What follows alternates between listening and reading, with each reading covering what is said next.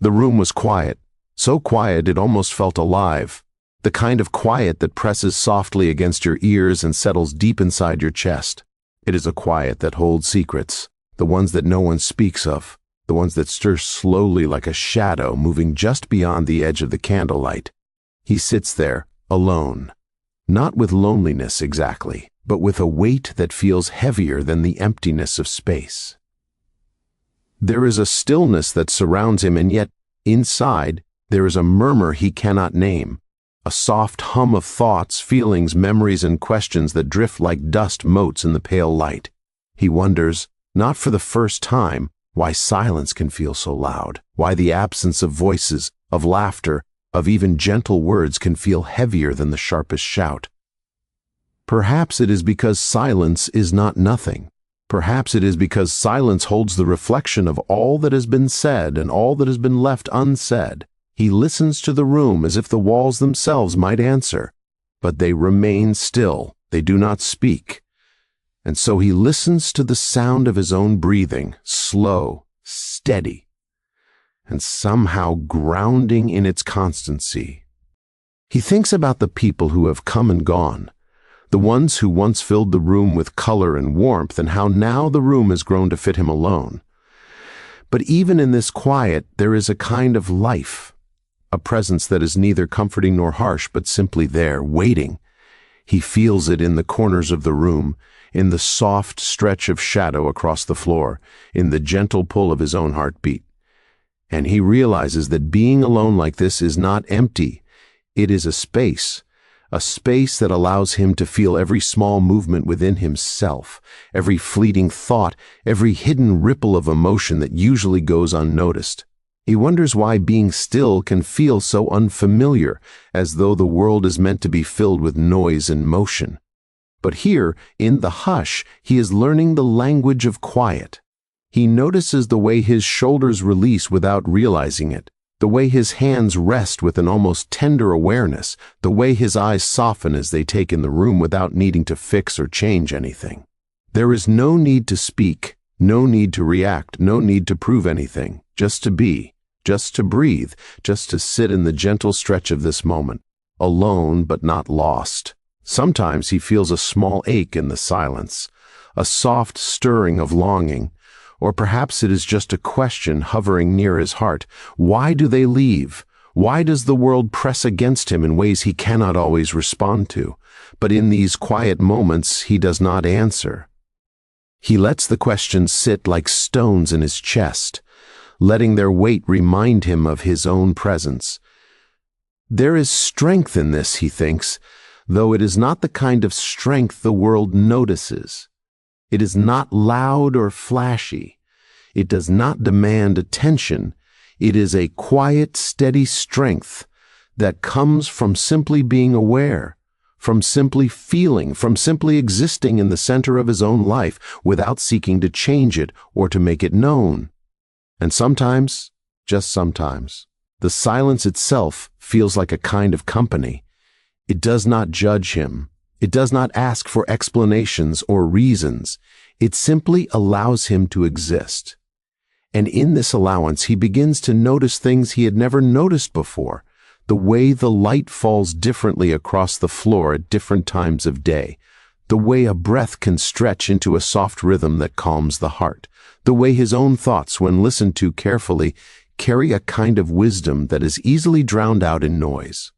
He learns to sit with these thoughts, not as tasks to complete, but as companions to honor.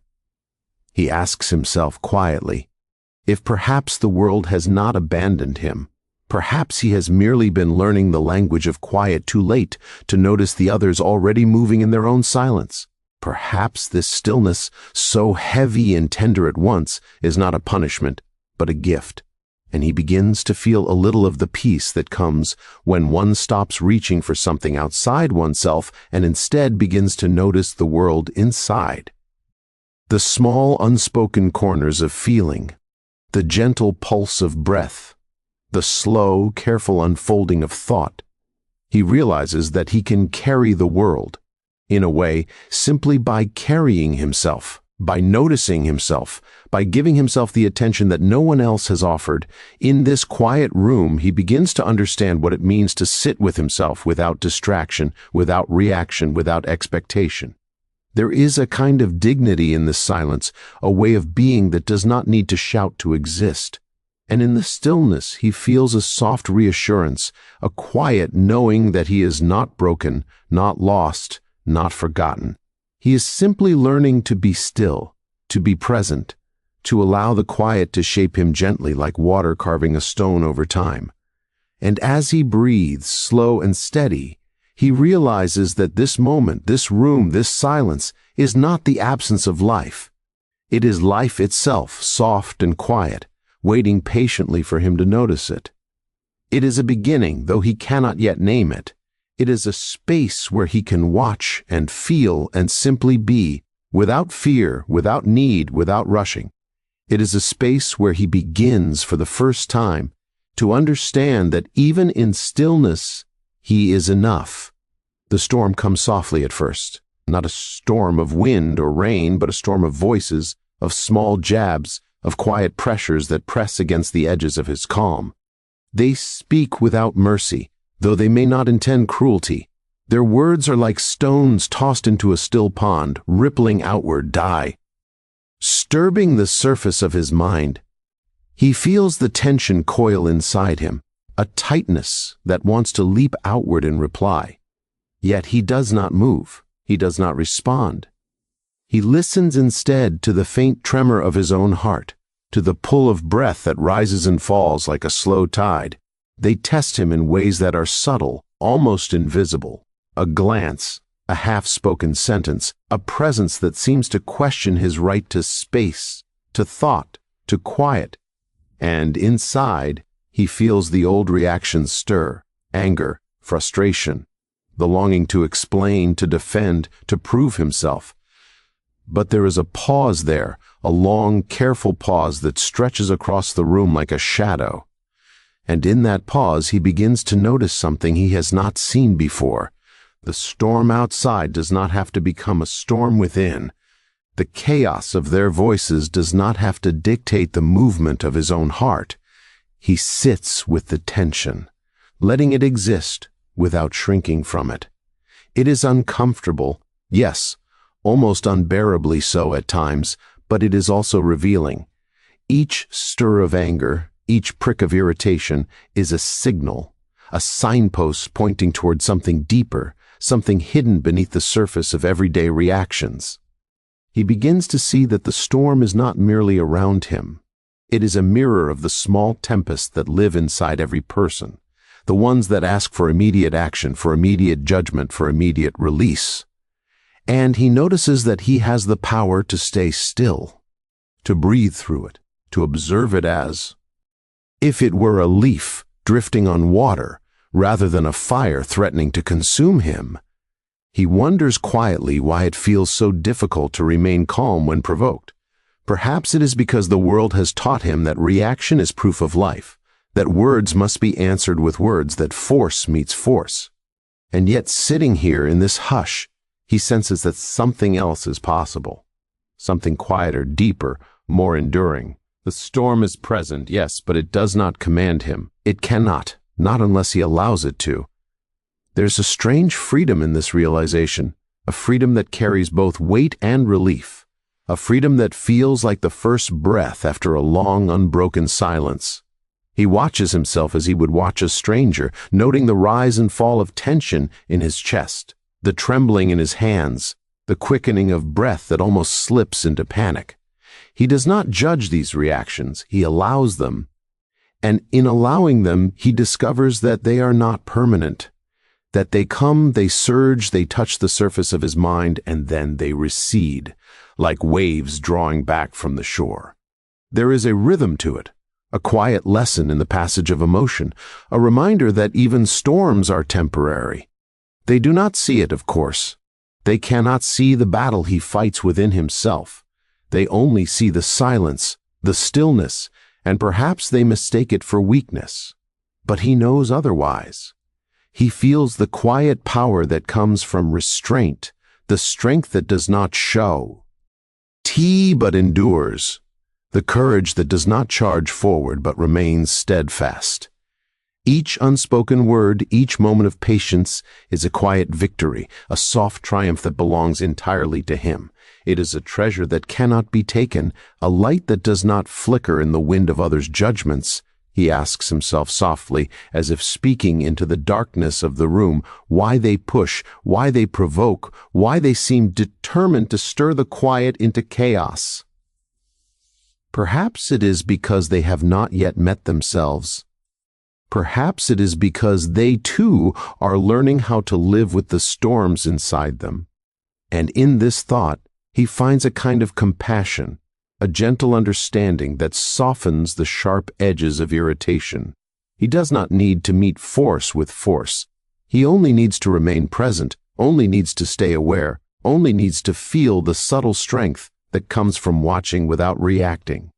And as he sits, the storm continues, gentle but persistent, testing him at every turn.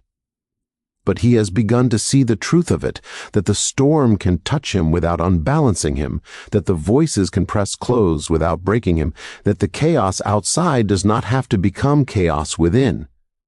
There is a quiet power in this, a deep, patient power that cannot be hurried, cannot be shaken, cannot be stolen, and in that realization he feels the first glimmer of peace, a calm that does not erase the storm but moves through it, a light that flows quietly from the center of his being, illuminating the edges of tension and fear, showing him that he is, in every moment, more than the storms that try to define him.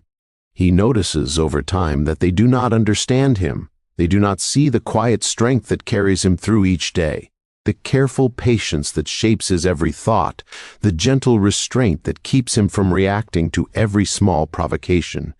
They speak, and their words carry assumptions, judgments, and half-formed ideas of who he might be.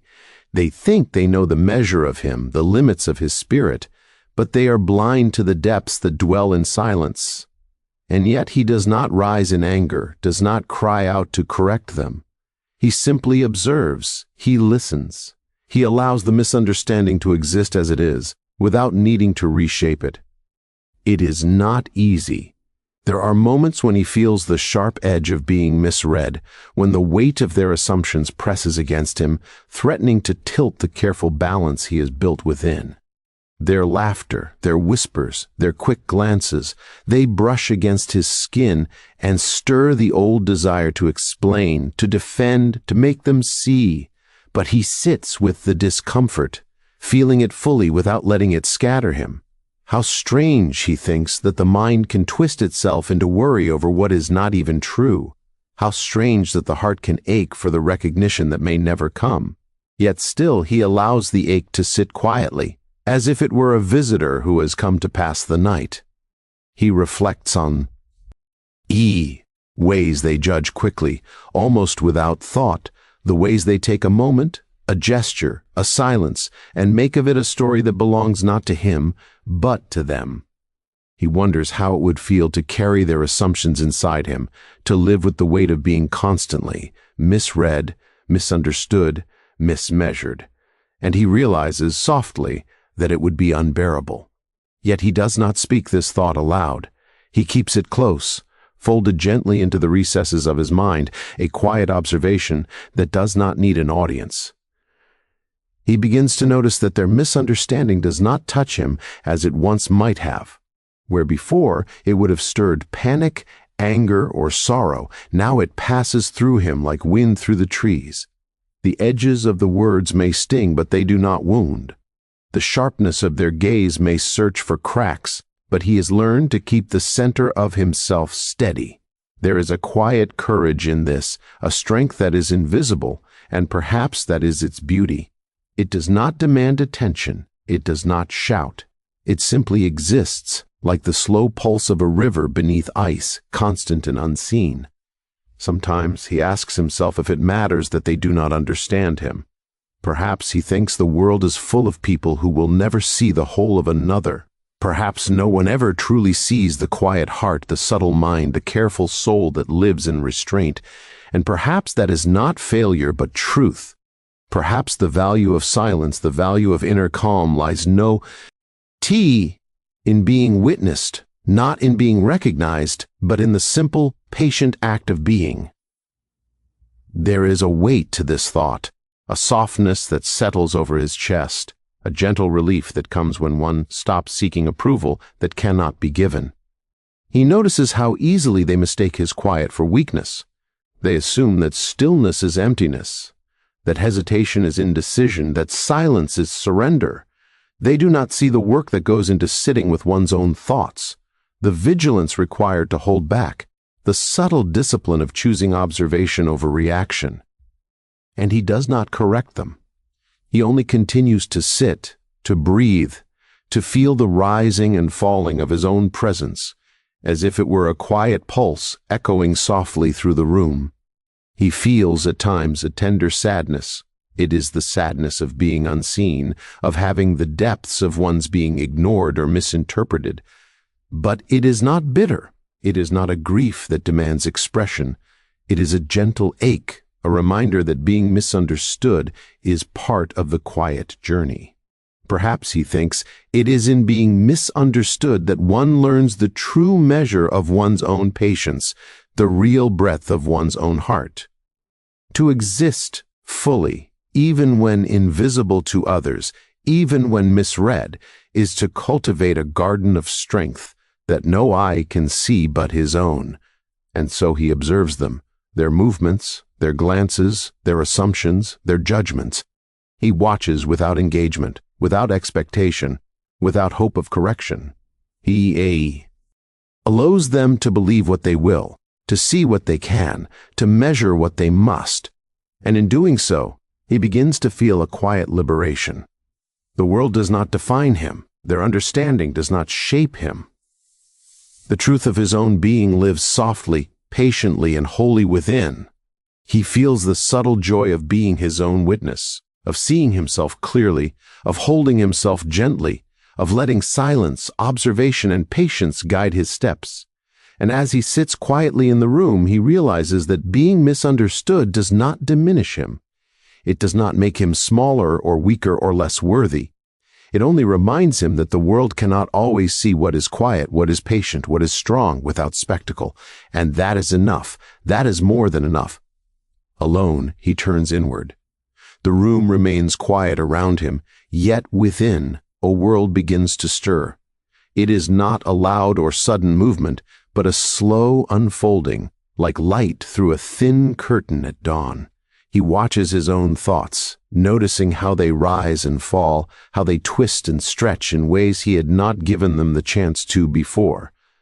There is a strange clarity in this observation, a way of seeing that does not judge, that does not demand change, that simply allows what is to exist as it is.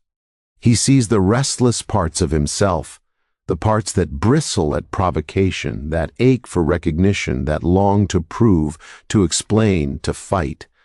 And yet, as he watches, he begins to notice something subtle. These parts of him, once so urgent, so pressing, are not masters. They are visitors. They come, they speak, they stir, and then they leave. He does not need to chase them, does not need to silence them, does not need to force them into submission. He can watch, he can breathe, he can feel the quiet strength that comes from simply knowing that nothing inside him has the power to rush him unless he allows it. He wonders how long he has been avoiding this inward gaze, how long he has lived moving from one external disturbance to another, letting the voices, the judgments, the assumptions of others shape his mind and his heart. And now, sitting quietly, he begins to realize that the journey inward is both delicate and profound. It is a path without steps, yet every movement along it is a revelation. Each breath, each moment of attention, each gentle notice of feeling becomes a way of meeting himself, of knowing himself in a manner deeper than any explanation or defense could provide. He reflects on the times he has reacted, on the times he has allowed others' words to stir his anger or unsettle his peace. And he sees now that those moments were never truly about them. They were about his own unobserved impulses, his own untended fears, his own restless longing for validation. To see this is to feel a quiet kind of release. There is no shame here, only awareness, no blame, only understanding, and in this understanding, he senses the faint glow of something he has not noticed before, a power that belongs entirely to himself, a strength that comes not from confrontation but from observation, not from proving but from knowing. He asks himself softly, almost without speaking, what it means to know oneself. Is it to understand every feeling, to label every thought, or is it something quieter, subtler, something that exists in the gentle noticing, the patient attention, the soft recognition of all that rises and falls within him? Perhaps it is this. Perhaps to know oneself is to be present to one's own inner life, to honor it without judgment, to let it move freely without panic or control. There is a tender humility in this idea, a sense that life is not meant to be forced or hurried, but observed, understood, and gently carried. He feels the weight of unspoken truths settling softly within him, the truths that no one else can see, that no one else can name, the truths that have always existed quietly, waiting for him to turn and meet them.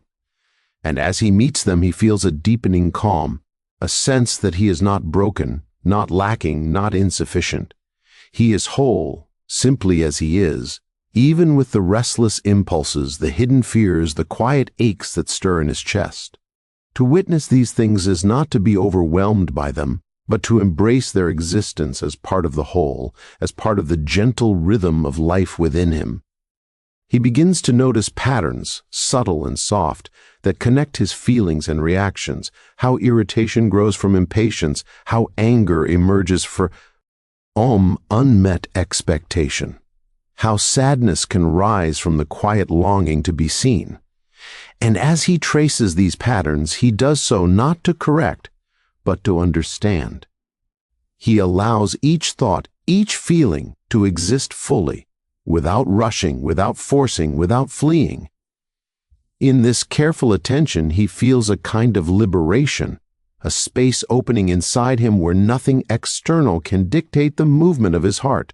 He thinks quietly about the power of stillness, not the absence of action, but the presence of awareness, the ability to feel without being swept away, to observe without needing to respond, to recognize what stirs inside without being controlled by it. This is a strength few see, because it is not loud, because it does not demand attention, because it grows in silence. And he realizes that it is this inner clarity that will guide him, that will allow him to remain steady, that will give him the patience and gentleness to move through the world without losing himself. And in this quiet observation, a soft understanding settles over him, that to know oneself is to carry one's own light carefully, without fanfare, without expectation, without the need to prove it to anyone, that the truth of his being does not depend on recognition, nor does it fade in misunderstanding. It exists, quietly, patiently, enduringly, within him. And in this realization he feels a gentle comfort, a quiet courage, a tender assurance that the life he carries inside himself is enough, and that simple observing, simply knowing, simply being, is the most profound act of all. He feels the moment come softly, almost without notice. A pause stretches between the impulse to speak and the choice to remain still. They press, gently or sharply, but he does not respond. He notices the urge rising, a quiet insistence to justify, to argue, to defend, and yet he feels something deeper urging him to wait, to breathe, to observe. The space between thought and action widens, and in that space, he begins to understand the quiet power that lives in choosing the pause. He wonders why it feels so strange to hold back, why the world seems to value movement, reaction, noise, and urgency, while silence is often mistaken for weakness. And he thinks quietly that perhaps it is because few have learned the weight of stillness, the strength of letting the storm pass without disturbing it. To speak, to react, to answer, these are easy. To wait, to remain calm, to let the ripple die down on its own, this is rare, and rare, he notices, is often mistaken for fragile. He breathes slowly and notices the small shifts within himself. The tightening in his chest eases slightly. The restless fingers grow still. The thoughts that once demanded to be released now hover gently at the edge of his awareness. And in this gentle observation, he feels a quiet triumph. Not over them, not over the moment, not even over himself, but over the old ways of being swept along by impulse. There is a kind of strength in a strength, a soft power that is invisible but steady, like the roots of a tree reaching deep into the earth. He reflects on the choices he has made before, the times he has allowed himself to react quickly, to answer before thinking, to respond to provocation with words that later carried regret. And he feels the weight of those moments softly, not with shame, but with understanding. Each time he has spoken too soon, it has taught him something about the cost of reaction, the fragility of words, the fleeting nature of satisfaction gained through anger or defense. And now, in this quiet, he begins to feel the gentle relief of a different path, one where silence is not emptiness, but presence, where restraint is not weakness, but awareness. He notices how subtle the difference is. It is not a sudden enlightenment, not a loud declaration of strength. It is a soft, patient understanding, a gentle knowledge that not every provocation deserves a response, that not every ripple in the pond of life needs a stone thrown into it. And in this understanding, he feels his heart settle a little more deeply into the rhythm of his own being. The pause becomes a companion, a guide, a quiet teacher whispering lessons in the language of patience and observation.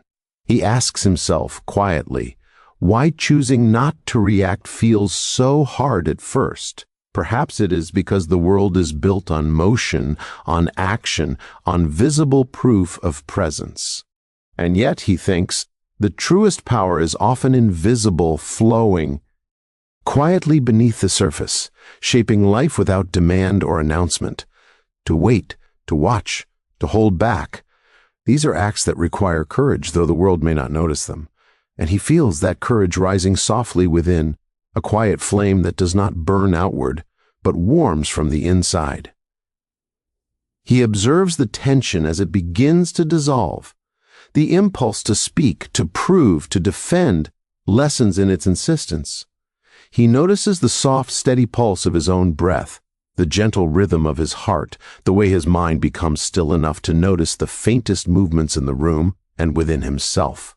And he feels a quiet gratitude for this inner space, this unclaimed territory of calm, where no one else can enter, where no one else can dictate the measure of his response. He thinks of how few understand the strength in not reacting, the dignity in silence, the subtle grace of restraint, and he feels a tenderness toward himself for learning it, for practicing it quietly, day by day, moment by moment.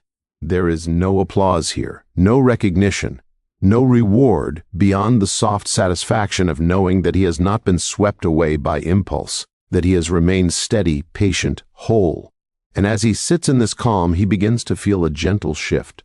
The moment of tension passes not because it has been confronted or conquered, but because it has been allowed to exist without disturbance. He feels the quiet victory of choosing the pause, the soft power of letting the storm move around him while he remains still, rooted in his own understanding, grounded in his own heart. There is no pride, no triumph, no declaration, only a quiet knowing, a patient awareness that he has discovered a strength that is entirely his own, a strength that grows slowly, quietly, and will endure, unshaken through every coming storm. Day by day he feels himself changing, though the change is quiet and slow. like water shaping stone over many years. He does not notice it at first, only in the gentle shifting of his own thoughts, the soft settling of his heart, the way the tension that once rose quickly now dissolves almost before it reaches the surface. Each moment of restraint, each choice to remain silent, each careful observation of what stirs within him is like a small seed planted in the soil of his being. And though the growth is invisible to others, he begins to feel it deeply. In the way he moves, in the way he breathes, in the way he simply is. He reflects softly on the power of quiet moments. They accumulate one after another until something within him has shifted entirely. The impulses that once demanded immediate action have lost their urgency. The restless thoughts that once pulled him in every direction now settle into their place like leaves floating gently on a calm river. He begins to notice a subtle clarity emerging, a sense of patience that carries him forward without disturbance, a resilience that is not loud or visible but solid and enduring beneath the surface of his days. He wonders at the subtlety of growth, how so much can happen without announcement, without recognition, without the eyes of others to witness it. How strange it is that the most profound transformations often leave no trace outside the self. And yet, he feels it in every quiet breath, in the steady beat of his heart, in the gentle expansion of calm that has begun to fill him from within. He notices how small irritations no longer linger, how provocations no longer unsettle him, how the world moves and shifts around him without pulling him from his center. There is a rhythm now in the way he carries himself. Each unspoken word, each moment of patience, each choice to observe rather than react, contributes to a quiet strength that grows almost imperceptibly but is unmistakable to him. It is the strength that comes not from control or force, but from awareness and restraint. He feels it in his chest, in the soft steadiness of his gaze, in the calm that settles over his thoughts. And he realizes that growth through restraint is not a struggle or a burden, but a slow unfolding, a gentle accumulation of wisdom, a quiet shaping of the self. He notices how this growth touches even the smallest parts of his life. The way he listens has deepened. The way he moves through space is softer, more measured. The way he observes others, without judgment, without expectation, is fuller, more patient. He senses a subtle joy in this, not a loud happiness, but a quiet satisfaction. Action in the knowledge that he is learning to carry himself with care, that he is learning the power of stillness, and that he does not need the approval of anyone else to know the value of his own presence. He asks himself softly how it is that restraint, something so gentle, can feel so strong. Perhaps it is because it does not rely on the reactions of others.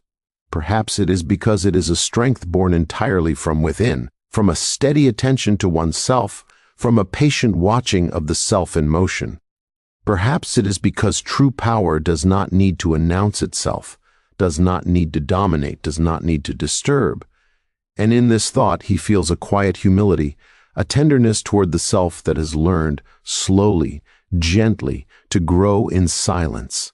He reflects on the storms that have passed, how once they would have shaken him, pulled him into argument, into worry, into the urgent need to respond. And now he notices that storms can come and go without leaving him unsettled. They touch the surface, but they do not reach the deep roots of his being. He feels a soft gratitude for the lessons that provocation, misunderstanding, and tension have taught him. They have been unspoken teachers, guiding him toward patience, toward observation, toward a steady calm that cannot be broken by noise or judgment. He notices that this growth is quiet, but it is undeniable. It is written in the way he rests in himself, in the way he meets life without panic, in the way he watches world without rushing or clinging. Each act of restraint, each moment of careful awareness, each choice to remain silent when the world presses, has formed a subtle but unshakable foundation. He feels it in the slow confidence of his own heart, in the calm of his own presence, in the gentle knowledge that he carries something within himself that no one can take away. And in this quiet, he realizes that growth through restraint is not about the absence of action, but about the careful shaping of life from within. It is the patient, soft, enduring work of tending to the self, of learning to move through the world with awareness, of discovering the invisible strength that arises from quiet observation, measured thought, and gentle patience. It is a growth that cannot be hurried, cannot be forced, cannot be witnessed fully by others. And yet he feels it, deeply, completely, and knows that it is enough, that it is whole, that it will carry him steadily through all the days and storms that are yet to come. He begins to notice a subtle change around him. The pressures, the judgments, the small storms that once seemed to press so closely now begin to fade. They do not disappear entirely, but their weight no longer rests on him in the same way. It is as if the world itself has begun to loosen its grip, giving space for the quiet strength that has been growing within him.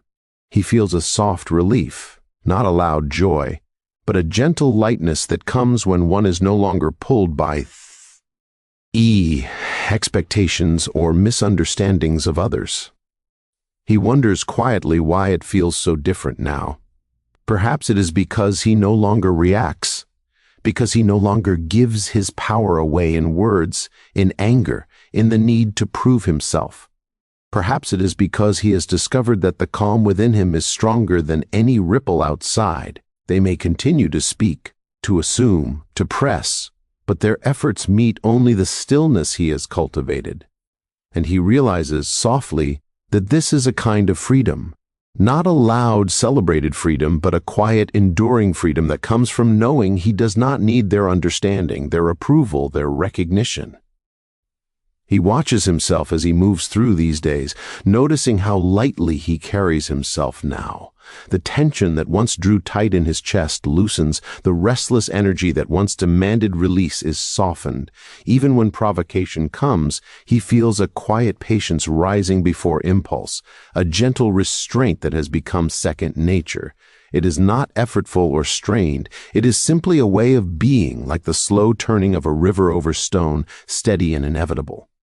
He reflects on the strange truth of it all, that those who once pressed hardest against him, who sought to unsettle him, are no longer as present in his life, not because he has pushed them away, but because their influence has waned. The energy they carried, once so potent, no longer draws from him. They begin to fade, not in appearance, but in effect. He notices it, quietly, without celebration, without a need to claim victory. It is simply a natural consequence of the calm he has nurtured, the steady attention he has given to his own heart. He asks himself softly what it means for them to fade. Does it matter if they notice? Does it matter if they approve or understand or even see? He thinks for a moment that perhaps it does not. Perhaps the fading is not a triumph over them, but a sign of his own transformation. Perhaps it is proof that the quiet strength within him, the patience, the observation, the gentle restraint, has begun to shape life itself, shaping it in ways that no words or force could. He notices the subtle beauty in this fading. It is not dramatic or sudden. It is not loud or obvious. It is like the slow drawing of mist from a valley at sunrise, the soft retreat of shadows as light moves across the land. The edges of tension, the pressing judgments, the urgent whispers, they all draw back in their own time, leaving him with a gentle, steady space where he can breathe, observe, and simply be. And in this space he feels the quiet dignity of his own existence, the deepening assurance that his value has never depended on their recognition, and that it never will. He reflects quietly on how the fading has allowed him to notice what was always there. The strength, the calm, the steady pulse of awareness that he has been cultivating patiently and gently is now visible to him, if not to others.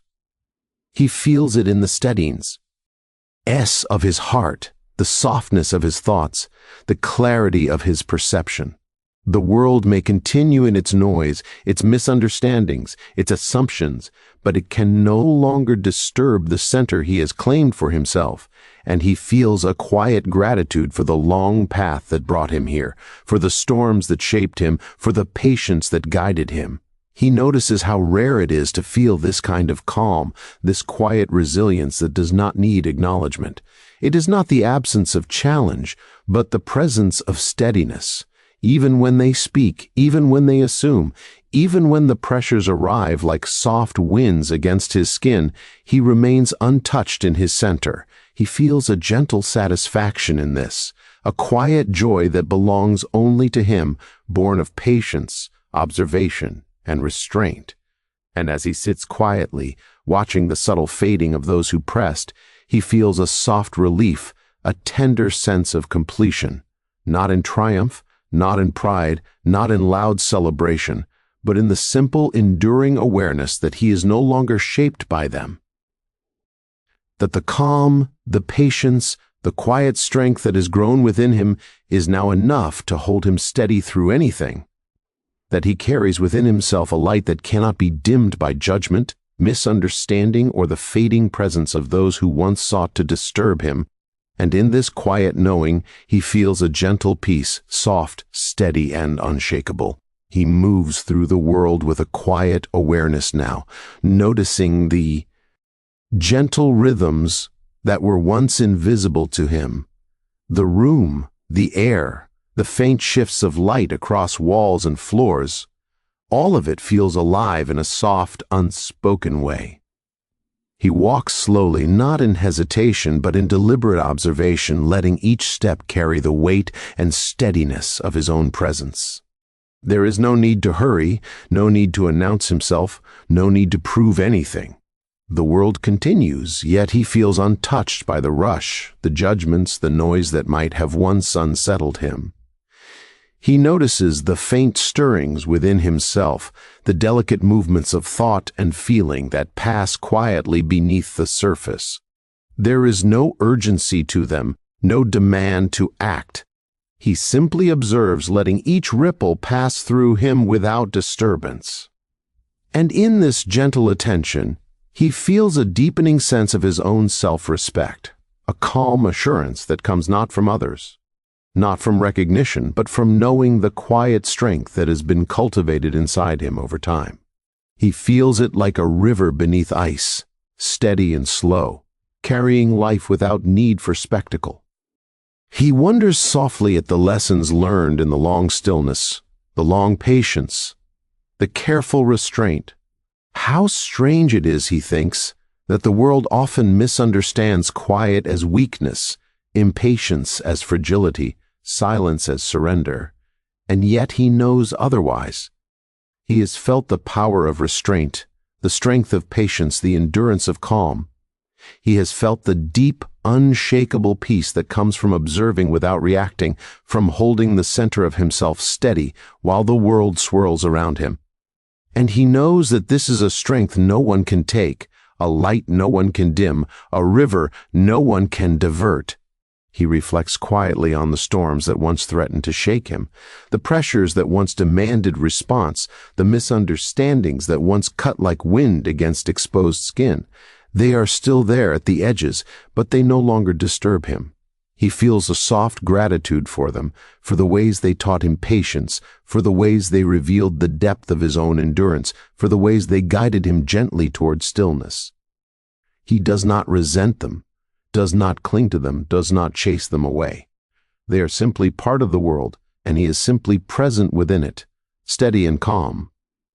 He feels the quiet joy of his own presence, the subtle awareness that he carries himself with dignity without needing to announce it. There is no rush to impress, no need to respond, no need to prove anything to anyone.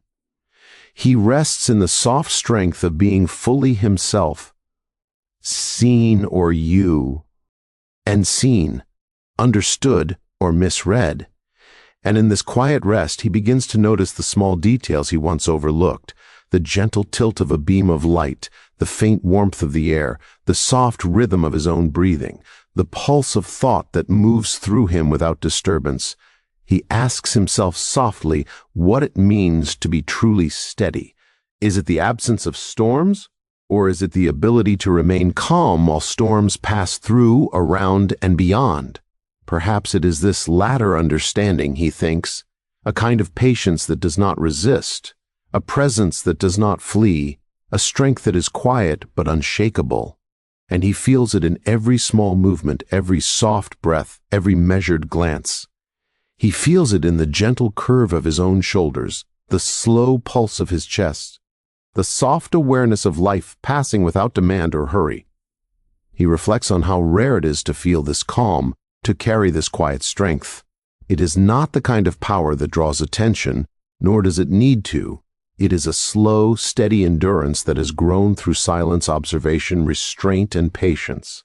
He thinks of how far he has come from the restlessness, the impulse, the storms that once pressed upon him to this quiet center he now inhabits. And he feels a gentle humility in the knowledge that strength does not always announce itself, that courage does not always demand recognition, and that peace is sometimes the softest, most enduring form of power.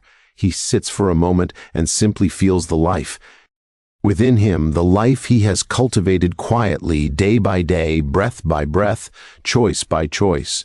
There is no noise, no judgment, no pressure, only the steady, gentle pulse of being fully present. He feels the weight of his own dignity, the quiet breadth of his patience, the soft depth of his self-respect, and he knows that this is enough, that he is enough, that he can move through the world with calm, steady, unshakable presence, no matter what comes or goes. And as he breathes softly, he feels the river of his own strength flowing beneath the surface, carrying him gently through life.